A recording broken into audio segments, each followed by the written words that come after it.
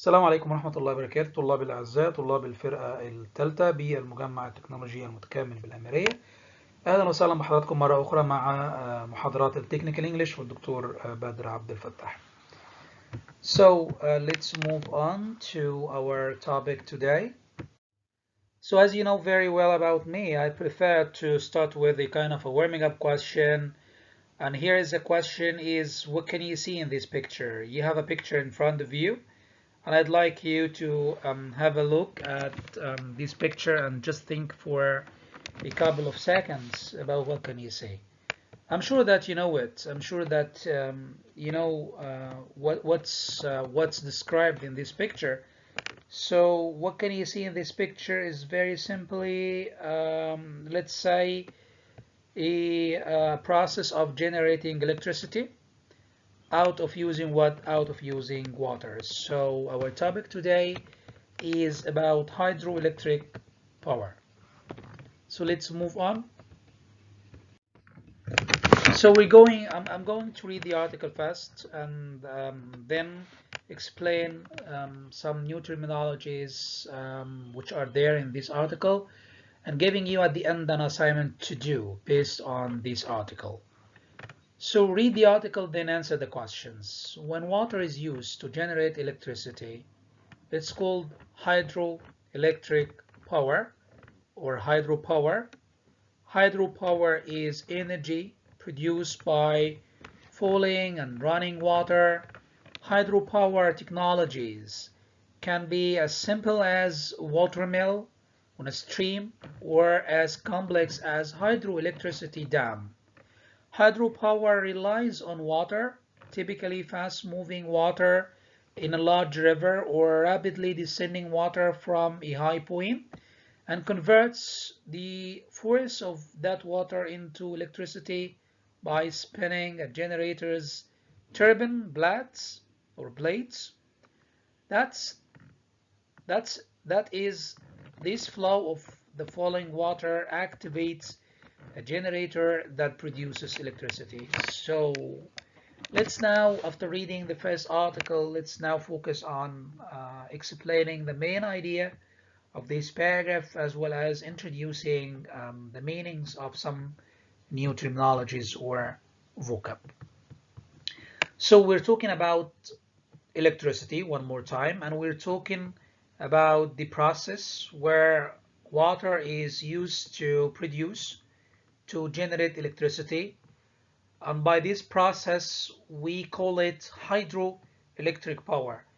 In other words, hydropower. So hydropower or hydroelectric power is a kind of energy which is produced by falling and running water. So we're talking in this paragraph about different types of technologies which are related to hydropower or hydroelectric power. We're talking about a category of technologies which is very, very simple, represented in the use of the water mill زي استخدامنا كده لطواحين المياه. And on the other hand, we have like a complex technology which is used in the process of hydropower or hydroelectric power, which is represented in the hydroelectricity dam في السدود طبعا اللي هي بتولد الكهرباء. Hydropower depends, as we said, depends on water. Okay, relies here means to depend on, depends on water, typically fast moving water into a large river or rapidly descending water. Descending water, it's like water which is falling down, so we call it descent. Descending water from a high point, like a dam, and converts the force of that water into electricity. This is done through spinning. Okay, through what? Through spinning what? Spinning what we call a generator's turbine plates. So you spin it, you turn it, Spin means to turn.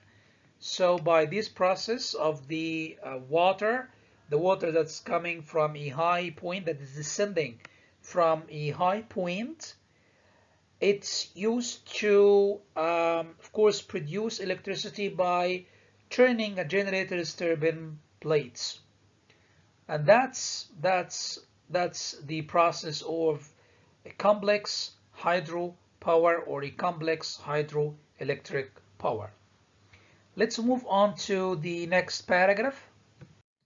Nationally and internationally, large hydroelectric plants or mega dams are often considered to be like renewable energy. In Washington state in the USA, for instance, it produces approximately 75% of the entire state's energy. Hydropower has many advantages. It's relatively inexpensive. Unlike coal power stations, the water doesn't need to be heated and the water can be reused. So to explain the meaning of these paragraphs, here we're talking about nationally and internationally. We do have like very big hydroelectric plants, and plants means stations. It's like stations. Mahattat. So we have like hydroelectric plants, or we call it, sometimes we call it like mega. Mega here means big. Big dams, mega dams are often considered, they are considered to be like one of the renewable sources of energy. And the example presented here is about one of the states of the United States, which is Washington State. For instance, in Washington State, they make use of such hydroelectric power to produce approximately like 75% of the total state's energy. And we do have here, according to this paragraph, we do have many benefits, many advantages of using hydropower. One of these advantages is it's inexpensive, it's very cheap, and it's clean. It can be reused. The water itself can be reused. Also, it doesn't need like to be heated, and as I told you, the water can be reused. These are some benefits of using hydropower or hydroelectric power. Let's move on to the next paragraph. Hydropower plants can generate a lot of energy and electricity, but their existence can dramatically alter the environment around them. Many hydropower plants use dams to create the electricity. Mega dams divert and reduce natural flows, restricting access for animal and human populations that rely on rivers. Fish can be easily blocked by a dam and prevented from swimming to important spawning grounds. Dams can also fail and cause massive flooding. Also, in the event of a drought, the electricity produced could truly be limited to a trickle. So what are the main ideas presented in this paragraph, or what we are talking about in this paragraph? One more time, in this paragraph, we are talking about hydropower, but in the previous paragraph, we talked about the benefits, the advantages of such power, such hydroelectric power. In this paragraph, we're mainly talking about the negatives. We are talking about the disadvantages of hydropower. And here we have hydropower plants can generate a lot of energy. Yes, that's true. But having hydropower plants can, harm, or can it change the environment around such plants. ده ممكن يضر بالبيئة نفسها اللي بيقام عليها المحطات دي. Many hydropower plants use dams to create the electricity, and mega dams divert and reduce natural flows. They have like negative consequences on animal life, on human populations, which rely on rivers in this area. and also they have like negative consequences on fish, because fish can be blocked by the dam, and therefore they prevent fish to swim and move to other parts of the rivers. Okay, and then also we have sometimes like drought. Okay, and the drought here is affecting the life in such environment. And once we have a drought, the electricity produced could truly be limited to a very limitation, or like trickle, which means like very weak and very limited electricity. So let's move on. However, by carefully planning the locations of renewable energy power plants, their harmful impact to the planet can minimized and their renewable and sustainable benefits maximized. So just to finish the article, we have here a kind of a solution for the problem, a solution for the disadvantages of using such hydroelectric plants, which is you need to be careful about the choice of their locations. That's number one. And therefore you're going to minimize the harmful impact of such hydroelectric plants on our planet, on our life.